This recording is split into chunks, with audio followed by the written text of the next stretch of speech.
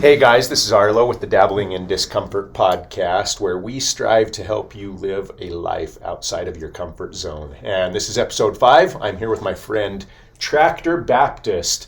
And Tractor is a power lifter who holds an all-time world record in the squat. Yes, sir. How heavy was that? 1,311 pounds. Jeez. Second person ever to squat over 1,300. This is the second time I've held the all-time world record. The first time was at 1278. That is awesome. Yeah. And how long ago was 1278? That was 2 or 3 years ago? When was that? 2 years ago. 2 years ago. Yep. Nice. I was trying to be the first to 13, but a guy out of Florida beat me. So. And then he was talking smack the day you broke the record, right?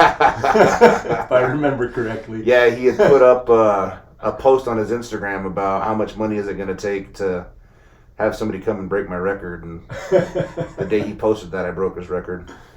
And he probably didn't pay anything, huh? No, of course not. I expect royalties. Yeah, absolutely. So it's kind of funny, Tractor, a power lifter, perfect powerlifting name. I literally knew you for years before I realized your real name wasn't Tractor. Right. So, I mean, you were always just Tractor. But, Yeah. I still have friends to this day that don't know my real name. Oh, that's hilarious. Yeah. And it's Nathan, right? Yeah, it's Nathan. Tractor Baptist. Yep. Where did Tractor come from? So I was working at a local watering hole, and I used to clear a lane for all of our waitresses. Okay. So they called me Tractor because I would just plow the way. That is awesome. I had no idea. I assumed that too was powerlifting or football related. Yeah, no. But instead it was the watering hole. Yeah, so I was actually playing football in Casper, Wyoming. Okay. A little later after I got the nickname, right? Yeah. And I was at a baseball game, and this nice gentleman comes up to me and said, "Son, you're big enough to eat hay and crap in the street. You know that, right?" And I just kind of sat there and went, "Well, I don't know if I should be mad or if I should take it as a compliment." Oh, So, yeah, funny. I've been big my whole life. Yeah, whole life, huh? Mm-hmm. I was going to ask you about your childhood. Did you grow up around here? No, so I actually grew up in California. In California. Yeah, so I grew up in a small town called Lincoln. I was born in Carmichael. I moved to Utah in the 5th grade. Oh, okay. So Yeah. you've been here a long time. Yeah, I've been here a long time. Utah is pretty much home. Yeah. I really have no urge to go back to California. I mean, I have family out there that I love to see, Uh-huh. but as far as living out there, no thank you. Yeah. Were you, so I know you played football later on. What did you do as a little kid growing up? Oh, Did you man. play sports, have hobbies? We played sports. We played everything. Everything, So, okay. t-ball, basketball, soccer. We were like city league champs like 3 or 4 years. Oh, nice. Yeah. So we were super busy. And then my sister played softball and volleyball, so we were always busy with her sports too. So I mean, Okay. we've just been a very big and athletic family. Yeah, yeah. So Whole family big? yeah. My dad's bigger than I am, but we weigh almost the same. But I just carry a lot more mass 'cause I'm Okay. still in the gym. Yeah, right. My dad played college football for a couple of years and Oh, okay. found out we were on the way and decided to buck up and be the family man. So, which I wouldn't be who I am today without him. So Yeah, absolutely. definitely thankful he made that decision. For sure. I know he's proud of you. I see him post after all your big lifts. Oh yeah, and he gets in fights with people on the internet too. I'm like, Dad, you have to remember these guys don't actually care; they just want to get a rise out of you. Right. Seems to be easy to do on the internet. No, Get a rise out of somebody. Everybody's a keyboard warrior. Yeah. Did you have any influences in your life, like your dad? I imagine other. Yeah, so Dad was a big influence growing up, heroes, right? yeah. Like, hearing all of his stories of lifting weights and playing football and doing all that stuff. Like, I wanted to be big and strong just like him. Nice. And then when I was playing football, Jeff Saturday, the old center for the Packers, Okay. he was one of my, best linemen watching him play. He played at Indy for a lot of years and then came over and was a Packer for a while. Larry Allen, offensive tackle for the Dallas Cowboys, and then Reggie White, the defensive end for Green Bay. Like, watching just big physical men be big physical men was just like, that's what I want to be. Right. So, and then when I graduated high school, I played played 8 years of men's football in the rec league out here. Okay. We went 82-2. Jeez. Yeah. It's a pretty good record. Yeah, so played with the South Ogden Rhino Raiders in the Rocky Mountain Football League and the Far West Football Association, and then we got done with that. I was playing indoor in the rec league down in Salt Lake. Yeah. And a team from Casper, Wyoming called and says, hey, we're an indoor team, we're Arena 2. We want you to come up and play for our annual 4th of July game because the team that we were supposed to play forfeited. Okay. So they pile a bunch of us in a charter bus and send us up there, and we got our butts kicked. I think it was like 85-4 or something like that. Oh, It was wow. something stupid. And then I was talking to the head coach, and he's like, hey, my center's leaving next year. I need a center. Do you want to come play? Uh-huh. So that's how I got picked up and played in Casper. Okay. So then I lived there for a year, and that was a rough life, let me tell you. Sleeping in till 11 o'clock, the maid knocks on your door, you get up, you get dressed, you shower, right? Yeah. You go to the office and you play video games till 6 o'clock, practice at 6:30. Then you get done with practice, you go lift, go find dinner, go back to the office, play video games till 1 or 2 in the morning, Nice. and then wash, rinse, repeat. Sounds ideal for a... I mean, it was a rough life. I mean, you know. And then my next 2 seasons up there, they allowed me to stay home and work a full-time job and then just travel for the games. And then you just commuted. Yeah, Wow. I'd travel up on Saturday or Fridays and stay the night, play the game Saturday, drive home Sunday. Nice. And then when I got done with that, came back and played 2 more years in the men's rec league Okay. and won back-to-back championships with them. It was the Utah Stealth, played for them for a while. Uh-huh. And then decided that I didn't want to play football anymore Okay. because I was tired of waking up on Sunday feeling like I wrestled a freight train. So, but now I powerlift. And, You don't wake up that way anymore? No, I powerlift. I feel that way all the time, right? Now it's not like I just wake up one day now. It's that way all the time. I Yeah. gotcha. But What led you into powerlifting from... I mean, it seems like a fairly natural progression, but... yeah, so I had taken some college classes up at Weber State, and Dave Edmondson was one of the instructors up there. Crazy Dave. Yeah. That's Crazy Dave, little guy, right? Yeah, oh yeah. Okay, yeah. Yeah, one of the nicest guys you'll Crazy ever Dave. meet. He'll give you the shirt off his back, man. Uh-huh. I love that dude. So anyways, I signed up for strength and conditioning 1 because I wanted to have a dedicated gym hour in college. Oh, smart. So we go in there and we do the first day max out testings, and he goes, why are you in strength 1? And I'm like, well, because that was the only thing I could sign up for. I couldn't sign up for like strength 6 or whatever it was. Right. And he goes, all right, well, you're with me then. And so he was still competing in powerlifting. Okay. And so Oh, he's the nice. one that actually got me started in it. Oh, right on. So that was back in 06. Yeah. Yeah. Okay. And then went with him to Worlds for Wabdal and benched a junior national record, world record, 479.5 as a junior. Wow. And then I left, went and played arena football, and then came back. And then one of my other coaches, Jason Gibson, who owns PSM Barbell, the gym I train at now, he called me and says, hey, I'm hosting a meet. I want you to come help spot and load because I know you're a big guy and you know what you're doing. Uh-huh. So he and I got to talking again, and he was like, why don't you come back and train? Nice. So that was, 8-9 years ago? Okay. And I've been with him ever since. 4 days a week. Was that when PSM was in Roy? Yeah, initially. Okay. Yeah. Yeah.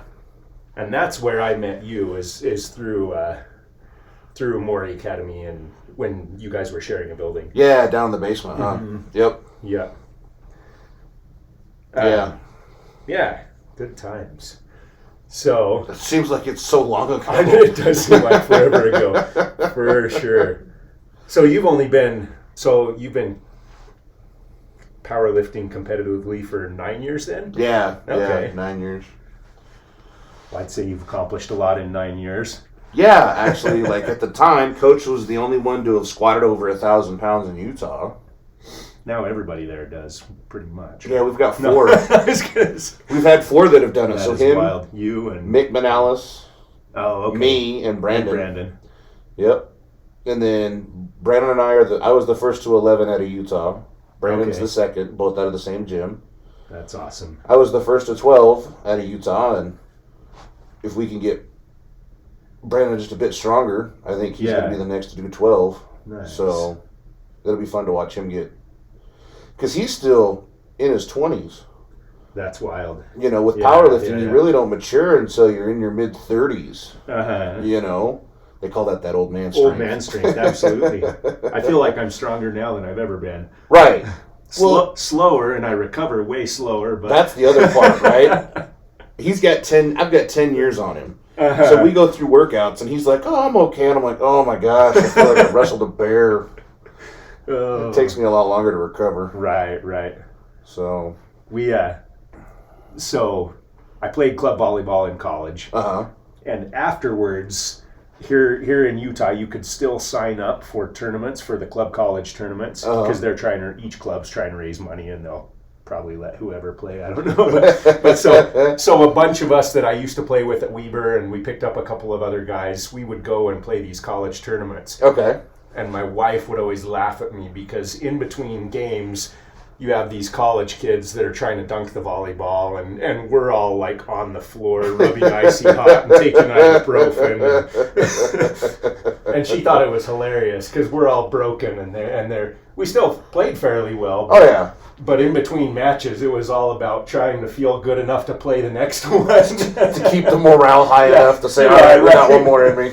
Yeah. Yeah. Well, I know that one. Yeah. So interestingly enough, Turkish get-ups have kind of been my thing for a while now, where I love doing Turkish get-ups and heavy Turkish get-ups. Right. And you probably have no idea this, but you were one of the influences of that. Really? Yeah. How was that? So I can't remember if it was a video or if somebody told me about it, of you doing a Turkish get-up with a person. Oh, yeah. I've done it with a couple people back when I was actually flexible. Yeah, exactly. And I think I must have seen a video or something, or somebody was telling me about it, Eddie, or someone was telling me about it. Oh, yeah. so Randy and Patty, Randy and Patty, the people that owned the building, their daughter, Brandy, was like 90 pounds soaking wet. Oh, right? Nice. And I'm like, I wonder if I could do that with you. So we did it in the gym, right? Yeah.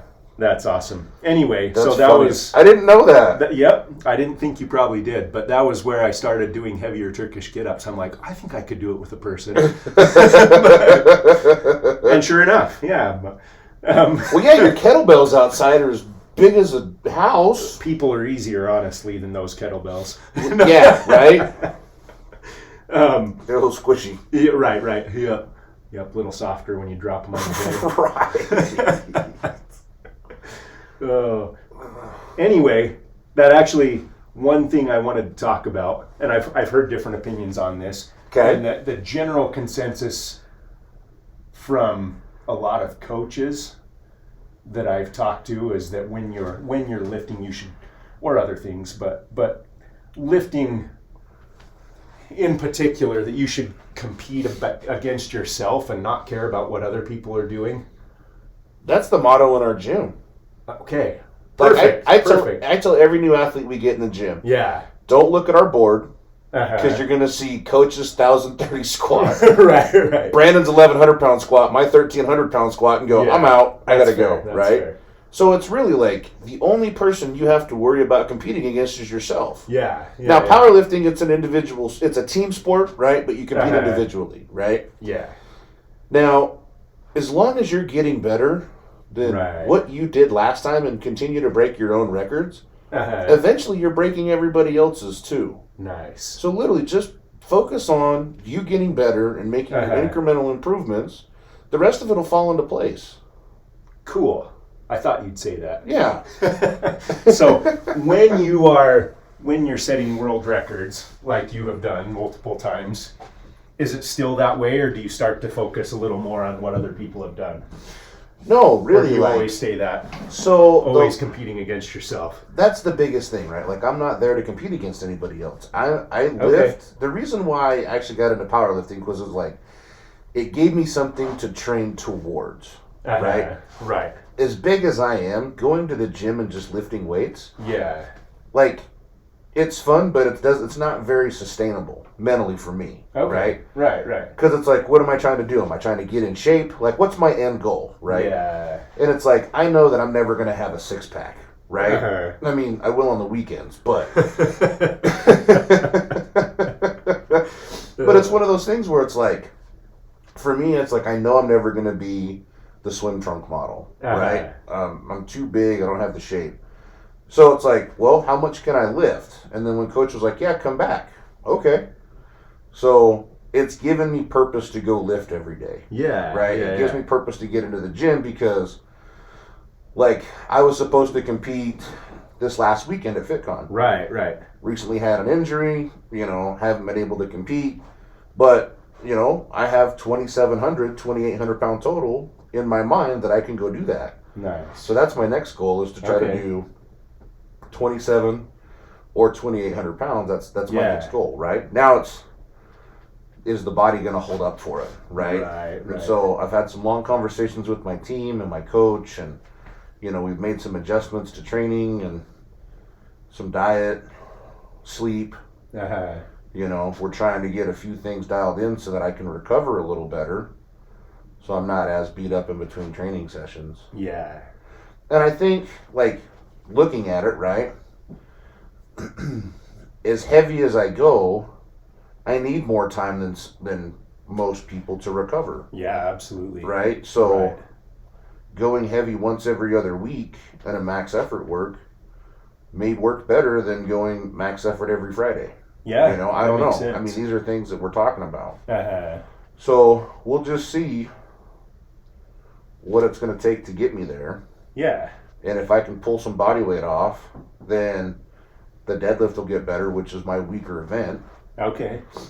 So I pull 700 pounds now. Uh-huh. And if I can get down 50, 60 pounds, that's 50, 60 pounds I can put on the bar. Ah. So. Yeah. That makes a lot of sense. Because now I'm in better position, right? Uh-huh. So my leverage has changed.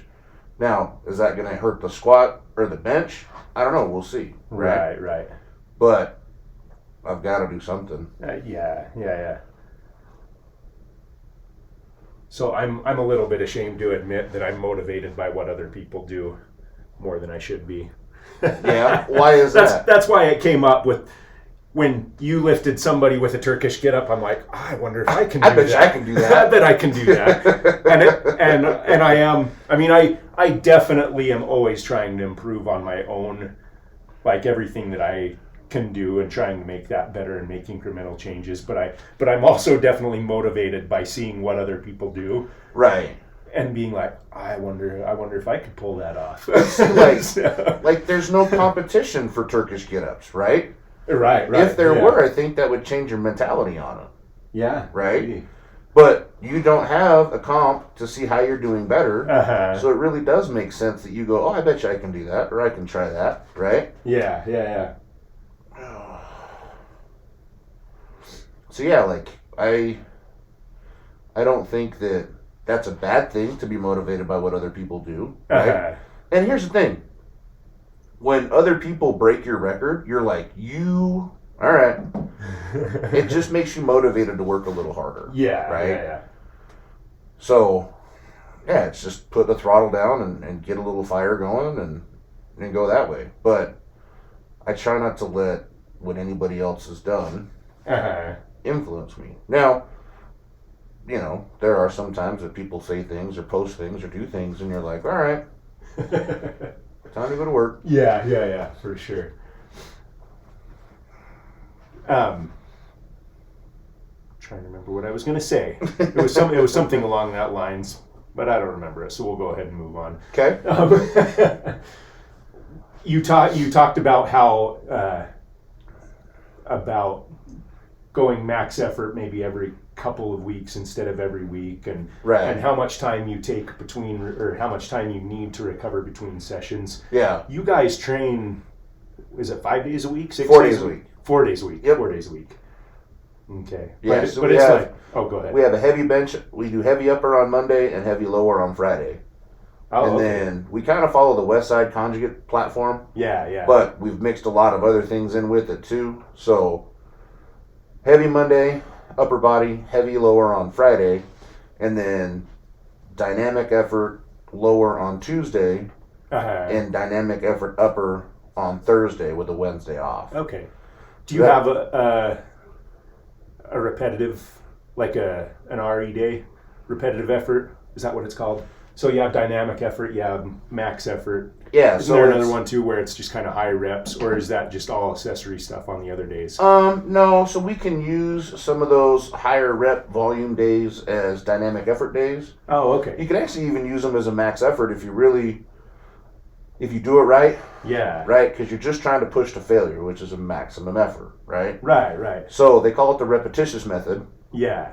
Where it's just reps on reps on reps on reps on reps until you basically see Jesus, give him a high five, and then come back. Oh, nice. Yeah. Those are horrible days. Those are not my favorite. No. Yeah, those are definitely not my favorite. But, all phases of training make you better. Yeah, for sure. So that being said, that days like that really, really suck. Mm-hmm. Do you see, beyond the benefit of obviously like the volume, do you see benefit to having days like that where you're just challenging yourself and every part of you screaming to stop or whatever? Where yeah, is there a mental aspect to that you feel makes you better? Or I used to mentally be tougher on days like that. Okay. Right? When I was younger. Because it was like, feed me the world and I'll go chase it down. Right? Yeah. Nowadays, I'm like,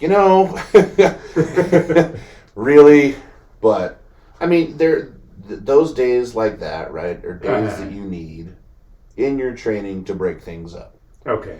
Because if your body gets too accustomed to doing heavy loads, right, then you actually slow down. Oh, that makes sense. So, and the biggest thing that stuck with me is something that Louis Simmons used to say all the time is you can't move heavy weights slow. You can't, right? Right. You have to move them with a lot of velocity or a lot of force, right? Yeah. So, how do you keep your body moving fast, right? It's not lifting heavy weights all the time. Right. It's mixing in those dynamic days and those repetitious days. Plus, it's good too because it's like when we move in those high phases of training like that, it gets a lot of blood into the connective tissues. Yeah. So that way your tendons and your elbows and your knees and your joints, they tend to take out some of that inflammation because it's not heavy anymore. Okay. Right? You're kind of pushing some of that blood flow through those areas. Yeah. Because it's not heavy enough to hurt you. It's just heavy enough to gash you. Right. So that's kind of the benefit of those type of workouts. Okay. Makes sense. So the overall theme of my podcast is kind of along the lines of getting comfortable being uncomfortable and doing challenging things, and that's where we see growth is doing challenging things, and pushing yourself out of your comfort zone. And that's pretty much every part of powerlifting, right? Oh yeah. Another thing you'll hear us say all the time is you have to embrace the suck. Right? Yeah. Like benching an equipment in a bench shirt, right? Yeah. Is not the most fun thing to do. Okay. At times, right? Because it feels like it's trying to crack your chest in half. Your triceps feel like they're going to get cut in half by the shirt. Your forearms feel like they're going to snap, right? And you're just trying to get this bar to touch your belly so that you can get your up command so that you can rack it and get out from underneath it, right? Okay. Yeah. So, but you have to be comfortable in that bottom position where you're at. Yeah.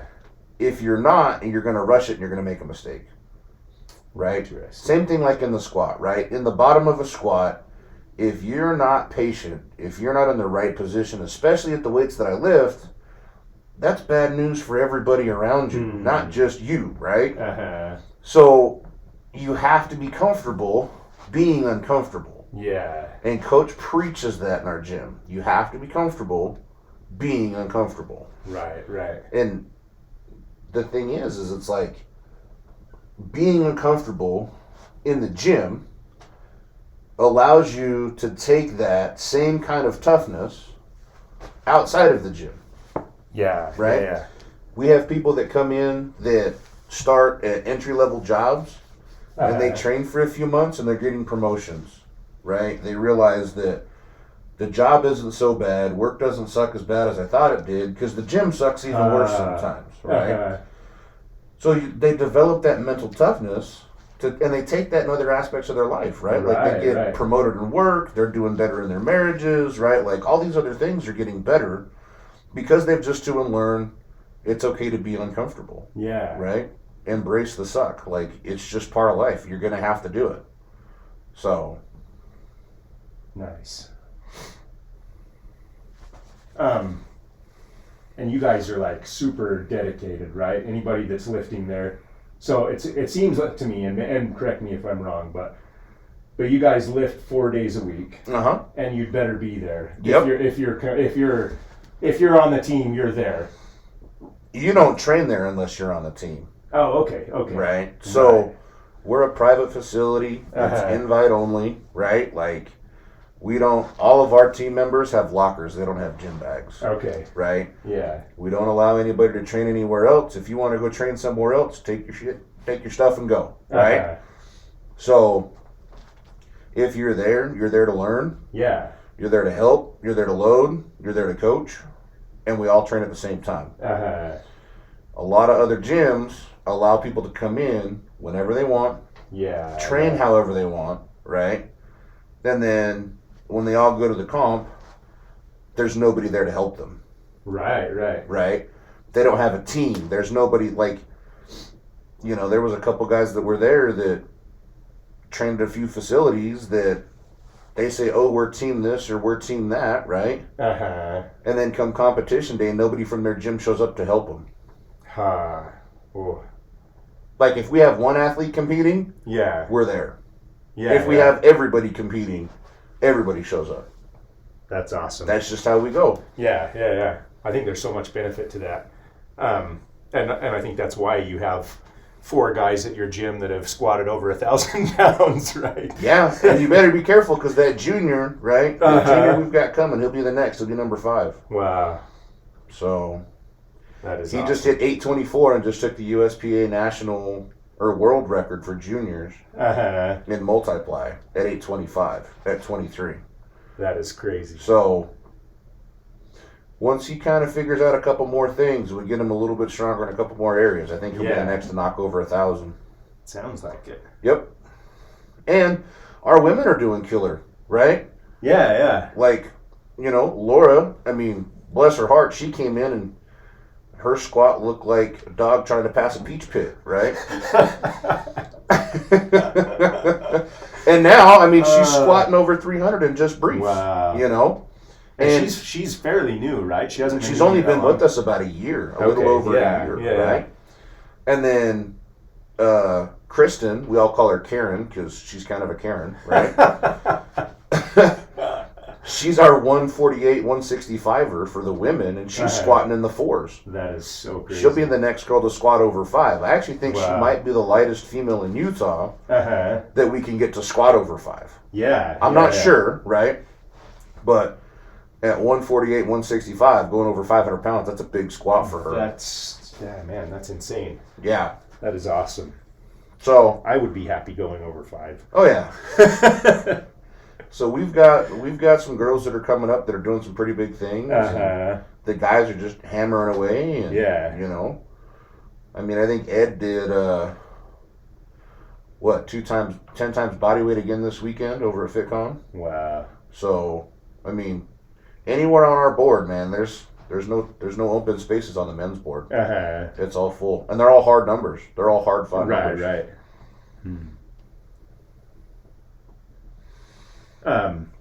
I've been thinking about quite a bit. So, and I'm going to relate it to martial arts because that's what I do. That's your thing, yeah.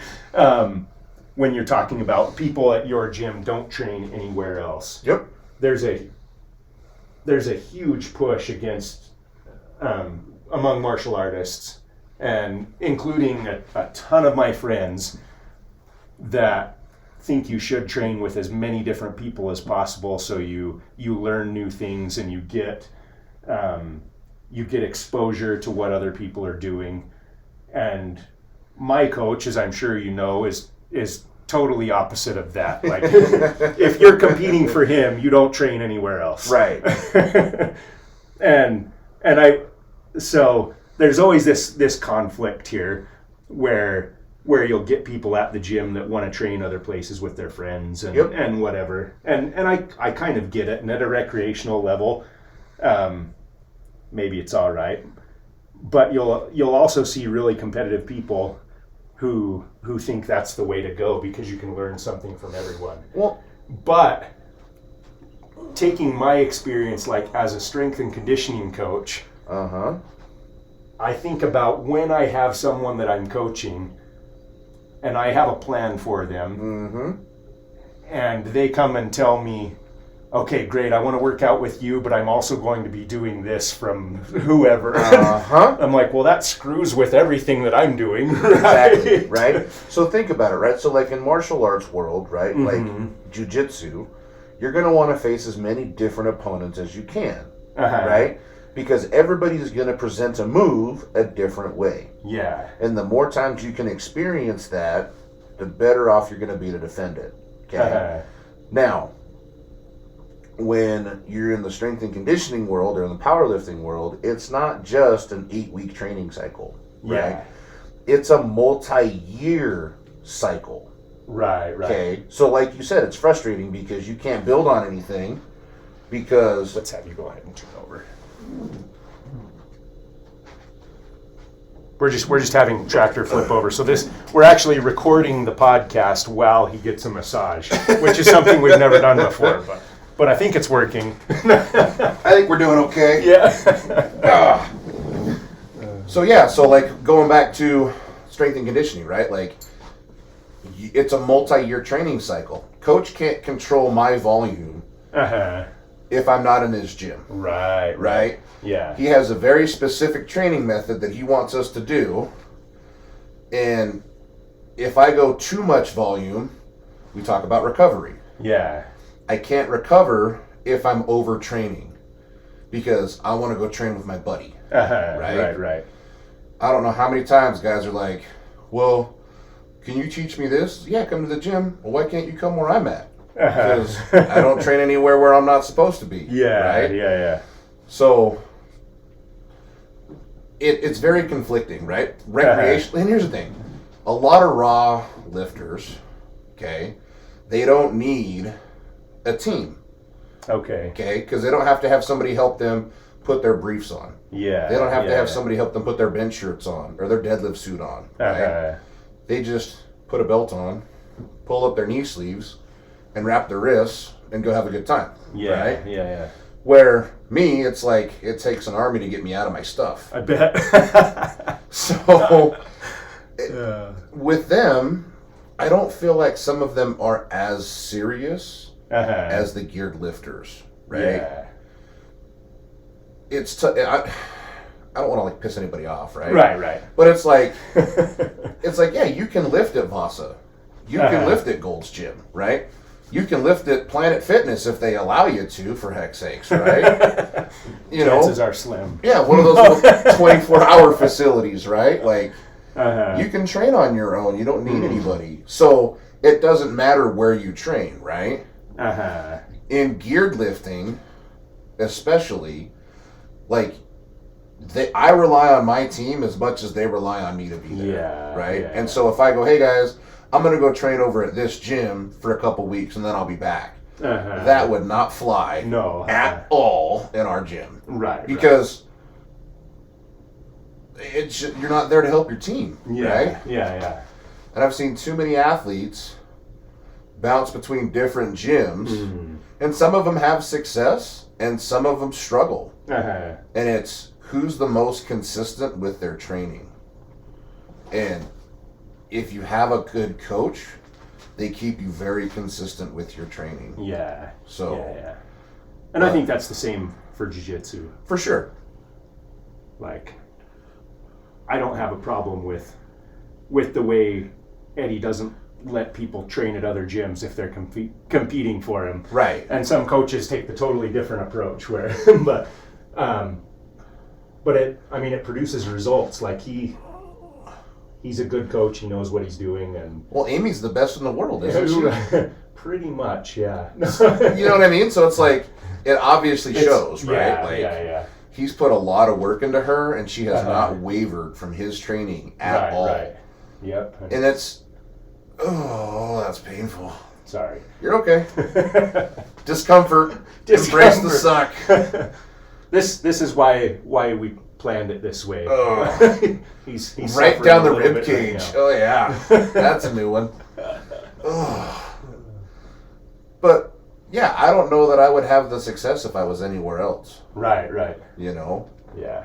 At one point in time, after I missed 1150 in the squat. No, I had just squatted 1,200 pounds and I got home.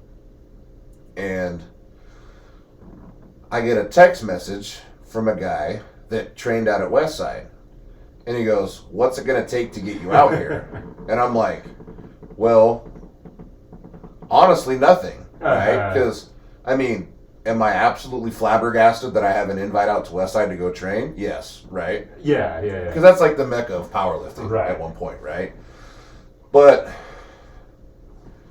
my coach got me to 1,200. Yeah. Right? Why would I leave him for sure and go train somewhere else, break the all-time record there, and then have him say, "Oh, well, the only reason why he broke the record is because he went to Westside." Yeah. Right? No. Yep. I broke the record because I've stayed with my coach for the last 9 years. Right? And have just dedicated everything to training. Yeah, I don't know. I'm kind of more of you stay in your gym. Yeah. Right? You build each other up. Yep. And then you go from there, right? I like it. Yeah. Oh. That was painful. You don't get your ribs worked very much. No, at all. I don't think anybody's ever ran their knuckles down my rib cage. At least anybody that still had teeth and smiled about it.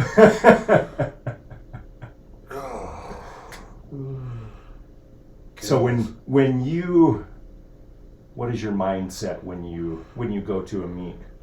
Like, does it? I mean, obviously, especially with the kind of weight you're under, the focus has to be 100%. I would imagine, or it's not going to go. Yeah, so it's like going into a contest, right? Like the day of the contest, or even like weeks leading into it.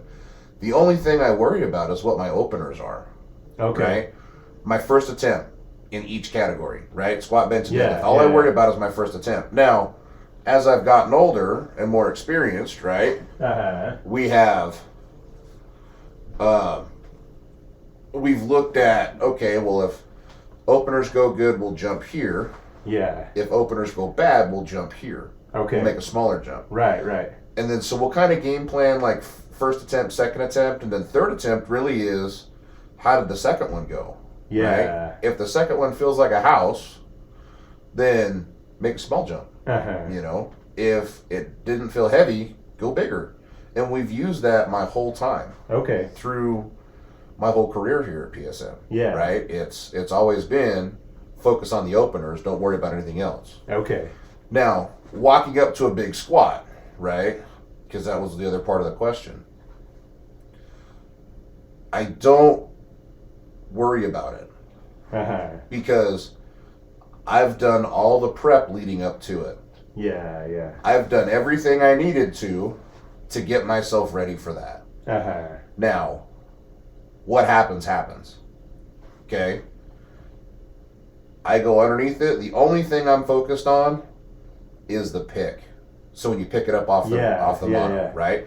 That's the only thing I'm focused on. That's it. Am I braced right? Are my elbows in the right position? Is the bar in the position on my back? Are my feet under the bars? My chest up? Do I have all my air? Right? That's the only thing I worry about. Okay. And then under the weight, it gets to a point where your brain just kind of shuts off. Because your body takes over. Yeah. Because it's that kind of that fight or flight response, right? Like it's so heavy that your body's like, get me out of here. Mentally, you're like, I got to run for the hills, right? But your body's like, just chill out, you're fine. Yeah. You've done this before. Just do what you're supposed to do. And then all I listened for is my up command from my handler. Okay. And that's it. Like, once I hear that, it's all gas, no brakes to the stand-up. Yeah. Oh. So you have 3 judges. Yep. When you're squatting, right? Yep. On all lifts, I have 3 judges. On all lifts. So there's one on each side. And does the person in front give the up command? No. So it's your handler. So you have people that handle you, right? Someone from your team? Yep, from your team. Okay. So they'll tell you when to come up, when you've squatted deep enough and come up, right? Got it. Sorry. No, you're good. That's a little rough right there. Yeah. Yeah, but it's like a hand that pulls you out of the darkness, right? I've said that a few times. It's like you're drowning, right? You're at the bottom of the pool, you're in a deep ocean, and you're drowning. And that up command is like somebody just plunging their hand into the darkness and pulling you out of it. It's a weird experience to explain. Yeah. Because not a lot of people have pushed their body to that point, right? Yes. And all lifters will experience it at some point, right? Like when you take a max effort squat and you get into the bottom and you're kind of like, oh my goodness, and it feels like your eyeballs are going to blow out of your head, right? It's the same feeling. It's just under 1,300 pounds. Yeah. You know? So, yeah, and you can't be afraid. You can't be afraid. You just have to go do it. You say you failed once at 1150? Yeah, so I was struggling to get to depth, and I ran out of air. Oh, It took too long to get down. I ran out of air. Uh-huh. So it was at Relentless, which is the big fundraising event that we do every year for the Hope Kids Foundation out in Minnesota. Yeah. And so my first year there, I opened with 950, 975, went 1,030, and then, or no, it was like 925, 1,003, and then 950, right? Okay. No. 1150. 1150. So yeah, so it was like 950, 1,050, and then 1150 was my third. Okay. Right? Yeah. So I just ran out of air. I couldn't stand back up with it. I got about 3/4 of the way up and had them take it because I was about to black out. So... And they can do that when it's that much I can tell them to take it. Yeah. Well, no, I just mean they're physically capable of taking it from you. Yeah. Okay. Yeah. So I'm still underneath it. They just help lessen the load. They just help. Yeah, they just help me get back up, right? Yeah. So it's not like you're crumpling to the floor and they have to hold everything so it doesn't smash you. No.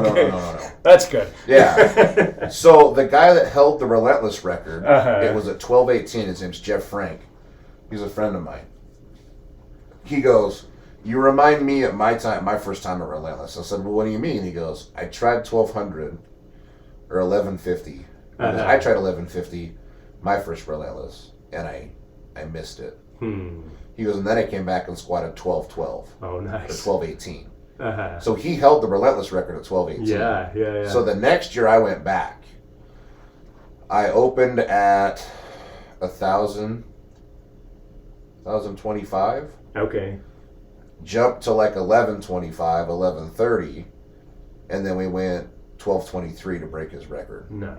And then I was that squat at Relentless, the 1223. Well, I was the 12th person to ever squat 1,200 pounds. Oh, okay. So I rounded out what's called that's the sticky itchy. Rounded out the dirty dozen. Nice. That is painful. There's some discomfort for you. Yeah. So I'm driving my elbow into his side right now. Yeah, all the way through to the other side. All the way through. All the way through. And, yep. Oh, goodness gracious. But it should help take some pressure off your ribs. So I'm okay with that. Okay, so it's like how we talk about discomfort, right? Yeah, like, yeah. That's painful. That is terribly painful. but I know when you're done, I'm going to feel way better. Nice. Yep.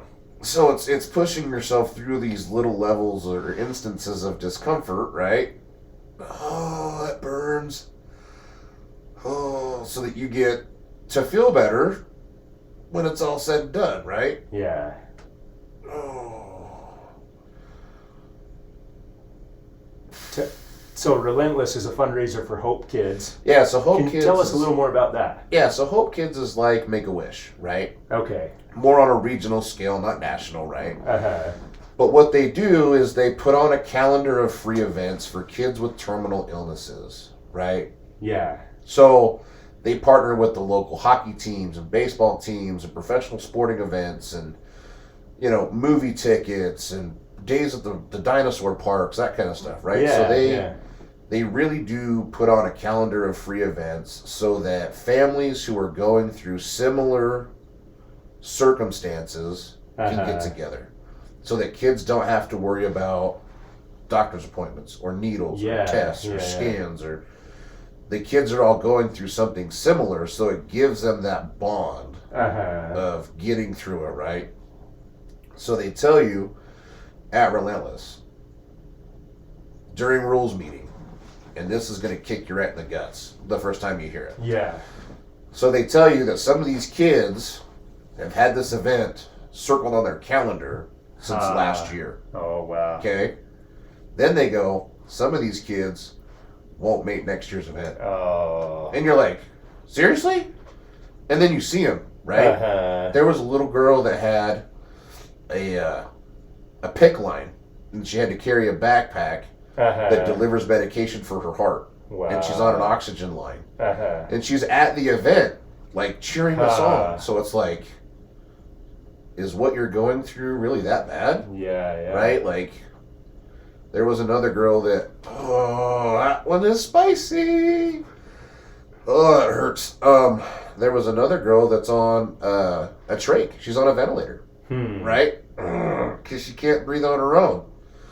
And then all these other kids with all these other ailments are all there on stage just in awe of what you do. Yeah. They don't care if you lift 10 pounds. They don't care if you lift 10,000 pounds, right? Yeah. Just the fact that you're there, putting on a show, giving them something to take their mind off of all of their appointments and procedures and tests and all this other stuff. I mean, it's just an amazing experience. And it's so cool. When you get home, right, they call it the Relentless Hangover. And I was kind of like, yeah, right? Like, I'm a tough guy, right? Uh-huh. So that Wednesday, it hit me. The Wednesday after the meet. Oh. I was sitting in my office, staring at the wall, and I just kind of went, I don't want to be here.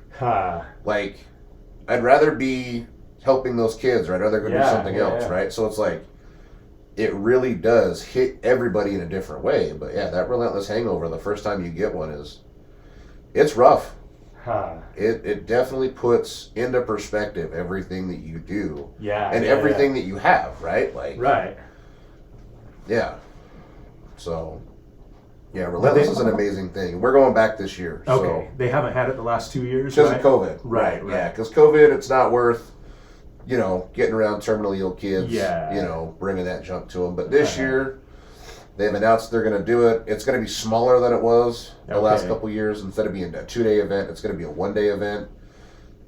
It'll be the first weekend in July, or the second weekend in July. Okay. So I'll be in Minnesota. One of the other guys from the team is going. Is Brandon going? Yeah, so Brandon will go. Yeah. And then if I'm not able to compete, we're going to have Navy take my place. Oh, cool. So I feel like he needs to experience that. Yeah. Oh. Yeah, so we're planning on going back. So we'll be posting our fundraising pages in the next couple of days. By the time this comes out, they may have already been posted. But you can donate if you're a business owner. If you donate, they're a full-blown charity, so you also get a tax write-off. Okay. Right. So if any corporate sponsors out there are looking for a tax write-off, this is another way to raise funds for an amazing organization. So they're in Minnesota, Tennessee, Arizona, Texas, Kansas City, and I think they just announced they're opening up a new location, but I don't remember where. So I didn't realize they were all over like that. Yeah, so they're all over. So and you've just been to Minnesota? That's the main event, right? Okay, yeah. So that's the main event, and when we go, right, Relentless raises over $200,000 every year they host this thing. Really? I mean, it's been absolutely ridiculous, right? That's enough money for the Hope Kids Foundation to basically start a new chapter in a new state and help it get funded and running until enough sponsors come in to help it run itself, right? So the work that Scott Nutter and Priest does out there in Minnesota, and the guy that runs Hope Kids, Jeff, I mean, they're just amazing people. Yeah. And the work that they're doing out there for Hope Kids is it's awesome. It's a fun thing to be a part of. So that's cool. Yeah, I'll have to get a link from you. Yeah. For donating, and then we'll throw it on the description of the podcast or whatever. Okay. We'll make it so people can find it. No, that'll be awesome. Yeah, for sure. Because the donation, I mean, it really does. It goes to kids with terminal illnesses, and it just helps those kids have a calendar of free events that them and their families can go to. So, that's great. It's amazing. Love it. Yeah, I'm excited to see my Hope Kid again. Yeah. So do you have like a sponsored kid or? Yeah, so they do. You can go lift you can go lift at the event, right? Or you can be a part of what's called Team Hope. Okay. And so Team Hope is where they pair you up with a family, and they encourage you to make a genuine connection. Right? Be that person that kid can talk to or have a good time with, and stay in contact with them, right? It's not just because you're there lifting for them, right? They really want you to build lasting relationships with these kids. And my little guy, Caden, he's got a condition called HABC, and it often mimics cerebral palsy, so it sometimes gets misdiagnosed. Okay. And basically what it is the melanin sheath around his nerves begins to deteriorate. Yeah. So his motor function goes, right? He's nonverbal, but his smile, holy crap, Arlo. His smile lights up the whole auditorium. Oh, so he's just one of those kids that when you bring him in the room, like everybody just absolutely loves him. His smile's amazing. His mom is an absolute sweetheart, right? His dad is an awesome guy. His older brother, Colton, is such a stud. The dude plays football, lacrosse, and is like an amazing older brother to Caden, right? Awesome, yeah. So we're excited to get back out there and go see everybody. And, for sure. To go out and put on a good show and raise a bunch of money. Like, that's what it's about. So, yeah, absolutely. Yeah. Oh. So tell me about Tractor's Barbecue. Are you still doing that?